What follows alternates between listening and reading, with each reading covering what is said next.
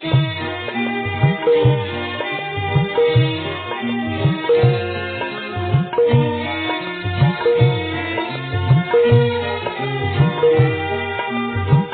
ஒரு 3 விஷயம் சொன்னீங்களா? ஒண்ணு பிசிக்கல், நாலேஜ் அண்ட் ஸ்பிரிச்சுவல். இந்த எஃபர்ட் வந்து இந்த 3 விதத்துல இருக்கணும். பிசிக்கல் எஃபர்ட்னா என்னது ஐயா?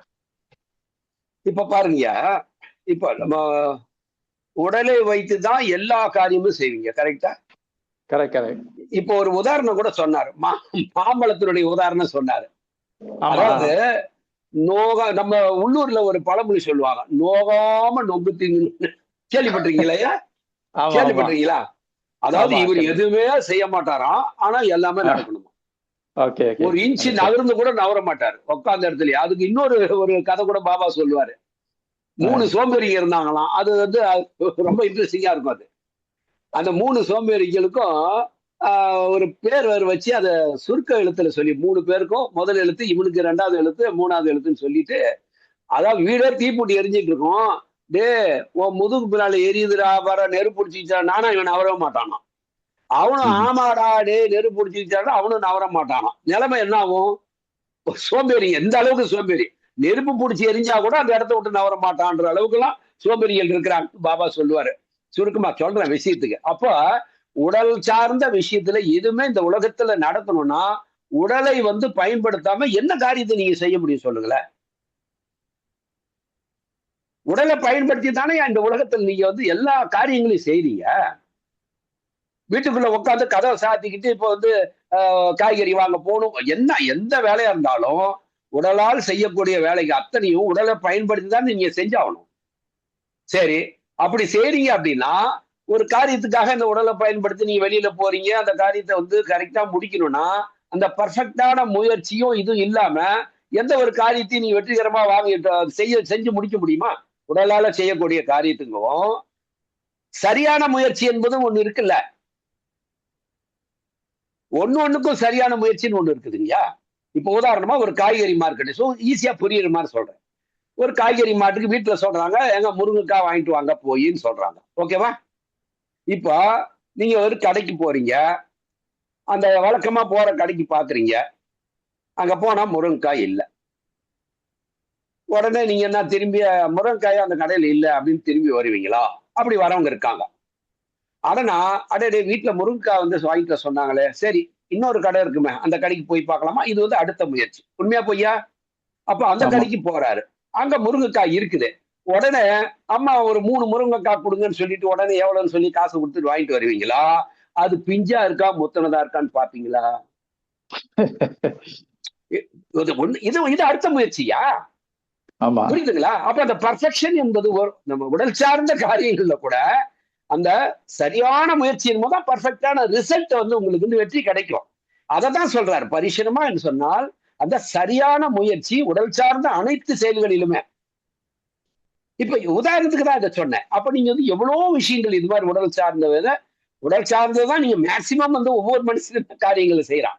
ஒரு படிக்கிற பையனா இருக்கட்டும் இல்லையா, நீங்க உங்க ஆபீஸ் ஒர்க்கா இருக்கட்டும், இப்போ உங்க பாஸ் வந்து உங்களுக்கு ஒரு ஒர்க்கை கொடுக்குறாரு, அந்த ஒர்க்கை வந்து நீங்க அதுவா தானா நடக்கணும் உட்காந்துட்டு இருப்பீங்களா? சரியா வந்து செய்யல அப்படின்னா உடனே உங்க பாஸ் வந்து உங்களை திட்டுவாரு. இப்படிதான் செய்வியா, இதுதான் உன் லட்சணமா, அவனுடைய வேலை இது அப்படின்னு சொல்லுவாரு. அப்ப நம்ம என்ன பண்ணுவோம்? அப்ப எந்த காரியத்தினாலும் உடல் சார்ந்த விஷயத்துல நம்ம சரியான முயற்சி செஞ்சாதான் அதுல வந்து கிடைக்கக்கூடிய வெற்றி என்னவோ அது கிடைக்கும். உண்மையா ஐயா? ஆமா, உண்மைதான் ஐயா. புரியுது இல்ல? அப்ப உடல் சார்ந்த விஷயத்துல இது அதே மாதிரிதான். இப்ப இந்த உடல் சார்ந்த விஷயங்கள்ல அறிவு ஒட்டிக்கிட்டு தான் இருக்கும். அறிவை விளக்கிட்டு வெறும் உடல் சார்ந்த வேலைகளை பண்ணவும் முடியாது. உண்மையா பொய்யா? ஆமா.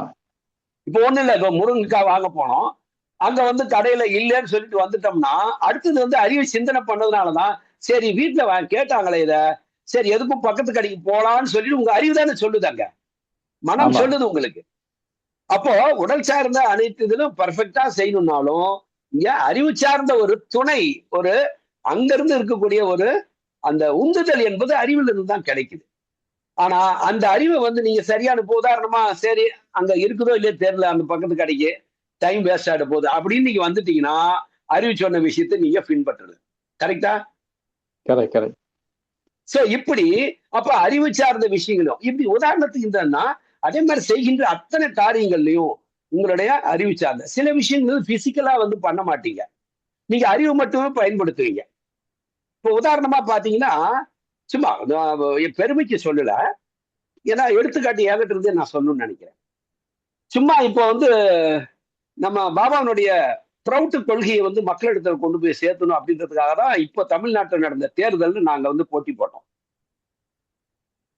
அப்போ போட்டி போடும்போது நாம வந்து ஜெயிக்கலாம் முடியாது, ஏன்னா பெரிய பெரிய கொம்பனுங்கெல்லாம் பெரிய பெரிய கட்சிங்கெல்லாம் இருக்கும்போது நாம ஒன்றும் ஒரு தொகுதியில் ஒவ்வொரு தொகுதியிலையும் அரசியல் வந்து எந்த அளவுக்கு காசு பணம் விளையாடும். ஆனாலும் நாங்க போனோம். போய் நாங்க வந்து 3 பேர் வந்து அப்ளை பண்ணோம். அதுல 2 பேர் ரிஜெக்ட் ஆயிடுச்சு, ஒருத்தர் வந்து பண்ணோம். இப்போ அப்படி பண்ணும்போது பிரச்சாரத்தை எப்படி எல்லாம் பண்ணலாம்னு யோசனை பண்ணும்போது இந்த மாதிரி ஒவ்வொரு கட்சியிலையும் சில பாடல்கள் போட்டு அதை ஒளிபரப்புறாங்க. அது மாதிரி நம்ம லவுட் ஸ்பீக்கர் வச்சுக்கிட்டு சில பாடல்கள் வந்து நம்ம நம்ம இந்த கொள்கைகளை பத்தி ஒரு பாட்டு ஒண்ணு உருவாக்கி அதை நம்ம ஸ்பீக்கர்ல போட்டுக்கிட்டு தெரு தெருவா போயிட்டு நம்ம நோட்டீஸ் எல்லாம் கொடுக்கலாம் அப்படின்ட்டு ஒரு இது பண்ணி ஒரு நண்பர் மூலமாக ஒரு இதை வந்து என்னுடைய எல்டர் பிரதர் போய் ஒரு லிரிக்ஸை எழுதிக்கிட்டு போய் கருத்தை சொன்னோம். இந்த கருத்துப்படி ஒரு பாட்டு தயார் பண்ணி கொடுங்க ஒரு ஃப்ரெண்டு சொல்லும்போது அவர் வந்து ஒரு கவிதை அந்த கருத்துக்கெல்லாம் போட்டு கவிதை எழுதி ஒரு வந்து அதுக்கு ஒரு மியூசிக் போட்டு கொடுத்தாரு. அதுக்கப்புறம் சரி இன்னொரு ஃப்ரெண்ட் இருக்காரு, நம்ம அவர்கிட்ட வந்து இதோட பெட்டரா ஏதாவது மியூசிக் இருக்குமா அப்படின்னு சொல்லிட்டு என்னுடைய பிரதர் என்ன பண்ணாரு, அங்க போய் கொடுத்த உடனே அவர் வந்து ஒரு மியூசிக் போட்டு கொடுத்தாரு. அந்த மியூசிக் போட்டு கொடுத்த உடனே அது பாத்தீங்கன்னா சினிமாவில் ரெக்கார்டிங் தியேட்டர்ல எப்படி வந்து எல்லா இன்ஸ்ட்ருமெண்ட்ஸ் அது இதெல்லாம் போட்டு எல்லாம் பண்ணுவாங்களோ அந்த மாதிரி ஒரு ரெக்கார்டிங் கொடுத்தாரு. இது எப்படின்னா இது நம்ம சாத்தியமாச்சு, இவ்வளவு அழகா பண்ணி கொடுத்துருக்காங்க, வாய்ஸ் யாருதுன்னே தெரியல, இவ்வளவு அழகான வாய்ஸ்ல வந்து பாடியிருக்காங்க அப்படின்னு நான் கேட்டப்ப அப்ப என்னுடைய அண்ணன் சொன்னாரு, இது எவ்வளவு நேரத்துல பண்ணி கொடுத்தாரு தெரியுமான்னு கேட்டாரு. சொல்லுங்க, நான் எப்ப போனீங்க, காலையில போய் இப்பதான் முடிச்சீங்களான்னு. இப்படி கொடுத்துட்டு அந்த லிரிக்ஸை கம்ப்யூட்டர்ல வந்து காப்பி பண்ணி பேஸ்ட் பண்ணாரு. 3வது நிமிஷம் என்கிட்ட இந்த பாட்டு நல்லா இருக்கான்னு கேட்கறாரு அப்படின்னா. என்னது 3வது நிமிஷம் இந்த பாட்டு நல்லா, அப்படி 3 நிமிஷத்துல வந்த இசையா இந்த பாட்டு எப்படி யாருக்கு குரல் கொடுத்தது, எல்லாம் கம்ப்யூட்டர்ல நடக்குது தம்பி என்னாரு. அப்படியா, அது என்னதான் இருக்குன்னு சொல்லிட்டு உடனே என்ன பண்ணேன், நாம தான் இங்க எத்தனையோ கீர்த்தனை டியூனுங்கள்லாம் அந்த காலத்துல இருந்து வச்சிட்டு இருக்கிறோம் மைண்ட்ல, இந்த டெக்னிக்கை பூட்டி அது என்னதான் இருந்தாலும் பரவாயில்ல ஒரு நாள் ஃபுல்லா உட்காந்தேன். இப்ப இதை எதுக்கு சொல்ல வரேன்னா, ஒரு அறிவு சார்ந்த ஒரு எல்லைக்குள்ளார நம்ம எதாவது பண்ணா முயற்சி பண்ணா வெற்றி அடைய முடியும். இன்னைக்கு நான் வந்து இன்னைக்கு கூட இப்ப மதியானம் லஞ்சுக்கு அப்புறம் ஒரு டியூன் போட்டிருக்கேன், அது இன்னும் நான் அப்லோட் தரல, உங்களுக்கு தரல. அந்த டியூன்ஸ் எல்லாம் நீங்க எல்லாரும் கேட்டீங்களான்னு எனக்கு தெரியாது, நான் ஒண்ணு ஒண்ணா அப்லோட் பண்ணிட்டு இருக்கேன். அந்த டியூன்ஸ் மியூசிக் அது சரியா எனக்கு திருப்தியா வரல விடவே மாட்டேன், மறுபடியும் டெலீட் பண்ணுவேன். மறுபடியும் வந்து இல்ல இங்க வந்து இதை சேர்த்து ஃப்ளூட் ஆட் பண்ணு அப்பதான் நல்லா இருக்கும் அப்படின்னு ஒரு இன்ஸ்ட்ரக்ஷன் கொடுப்பேன். அது வந்து ஏடா கூடமோ ஏதோ பண்ணி தப்பு பண்ணி விடுவோம். அப்படி பண்ணும்போது அதை மறுபடியும் விடாம அது கரெக்டா சரியான மனசுக்கு திருப்தியாக வரலும். நம்ம இது எதுக்கு நான் சொல்ல வரேன்னா, இது போன்ற இது வந்து நம்ம பிசிக்கலா இங்க வெளியில போகணும், உட்கார்ந்த இடத்துல இருந்து அறிவை பயன்படுத்தி சில காரியங்களை செய்யணும். அப்போ இந்த பர்ஃபெக்ஷனும் இதுவும் வரணும்னா அந்த சரியான அறிவு எல்லைக்கு இது போன்ற பல விஷயங்கள் இது என்னுடைய லைஃப்லயும் இது பார்த்ததுனால இது கொஞ்ச காலத்துல பார்க்கும்போது இப்ப அறிவு சார்ந்த பல வேலைகள் நமக்கு இருக்கு. அதே மாதிரிதான் ஆன்மீக வட்டத்துக்குள்ள போகும்போது இப்போ வந்து அதான் அப்படி என்னுடைய அதான் சொன்ன அதுக்கு பாபாவே உதாரணம் கொடுத்துட்டாரு. இப்போ உங்க கேள்விக்கு எல்லாத்துலயுமே பாபாவே ஒரு நாள் உதாரணம் கொடுத்துட்டாரு. என்னுடைய பிரபு ரொம்ப அன்பே திருவுருவானவன், அவன் என் மேல வந்து நான் அவருக்காக எந்த வேலையும் செய்யலனாலும் என் வேலையை அவரே பார்த்துக்கிறாரு, அதனால நான் எதுவும் செய்யணுன்ற அவசியம் இல்லை அப்படின்லாம் வந்துட கூடாது.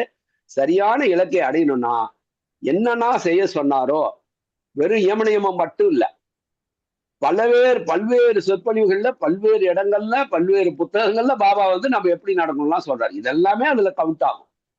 ஆனா நம்ம சரியாவில் இருக்கிறத கூட நம்ம ஆன்மீகத்துல முன்னேற்றத்துக்கும் இதுக்கும் கொடுத்துருக்காரு, அதை கூட நம்ம படிக்கல. அந்த ஒரு புத்தகத்தை படிக்கிறதுக்கு கூட நேரம் இல்லை. அப்புறம் எங்க பல்வேறு சொற்பொழிவுகளை பாபா என்னென்னலாம் செய்ய சொல்லியிருக்காரு எங்க தெரிய போகுது. அதுக்கான முயற்சி தான் இப்ப நாம பண்ணிட்டு இருக்கோம்.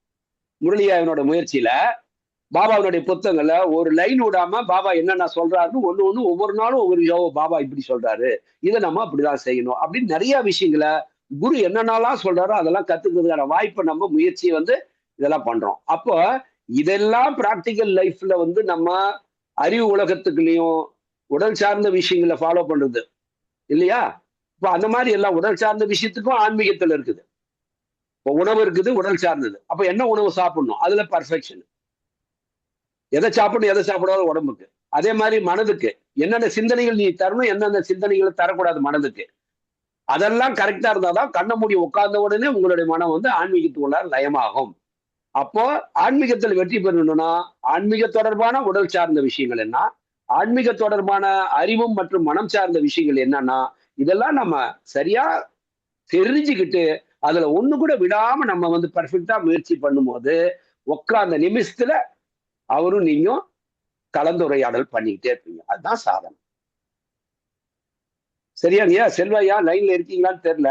ஓகே. சோ உங்களுடைய கேள்விக்கான விரிவான பதில நான் சொல்லிட்டேன்.